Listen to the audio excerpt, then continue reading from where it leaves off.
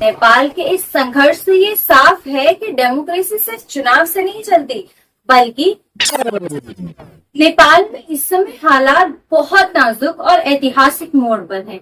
कहानी शुरू होती है पिछले कई सालों से जमा गुस्से से, जब वहां की युवा पीढ़ी, खासकर जेन सी, करप्शन, नेपोटिज्म और अनएम्प्लॉयमेंट जैसी प्रॉब्लम्स से परेशान होकर सरकार से सवाल पूछ रही थी। सरकार बार बार वादे करती रही, पर ग्राउंड पर आकर कोई इम्प्रूवमेंट नहीं हुआ।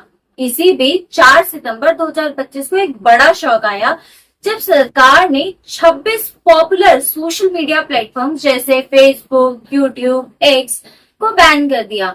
सरकार का कहना था कि ये प्लेटफॉर्म्स मिनिस्ट्री ऑफ कम्युनिकेशन में रजिस्ट्रेशन नहीं कर रही हैं, लेकिन जनता को लगा कि असली वजह ये है कि सरकार चाहती है कि युवाओं की आवाज और उनकी नाराजगी भ्रष्टाचार के खिलाफ दब के रह जाए।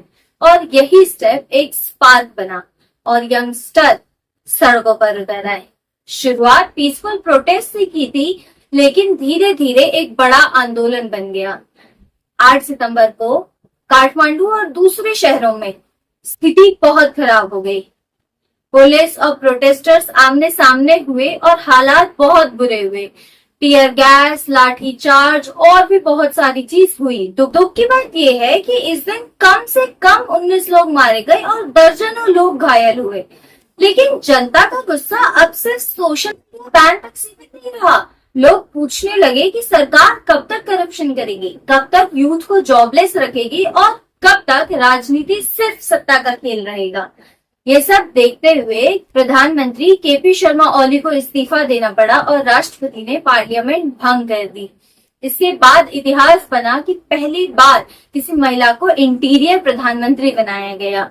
इस पूरी कहानी में पॉजिटिव्स भी है और नेगेटिव्स भी है। पॉजिटिव ये है कि जनता की आवाज सुनी गई, सोशल मीडिया वापस आ गया, यूथ एम्पावरमेंट दिखा और पहली महिला प्रधानमंत्री बनने का एक सिंबल ऑफ चेंज मिला। और नेगेटिव्स ये है कि हिंसा में निर्दोष लोग मारे गए, इंस्टेबिलिटी और इनसर्टिनिटी बढ़ी, अर्थव्यवस्था को झटका लगा और नेपाल की इमेज अंतर्राष्ट्रीय स्तर पर हिल गई।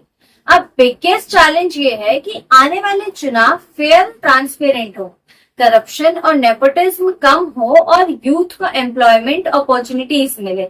नहीं तो आंदोलन सिर्फ एक पॉलिटिकल ड्रामा बनकर रह जाएगा। नेपाल के इस संघर्ष से ये साफ है कि डेमोक्रेसी सिर्फ चुनाव से नहीं चलती, बल्कि जनता की आवाज सुनने, यूथ को शामिल करने और ट्रांसपेरेंसी लाने से ही मजबूत होती है।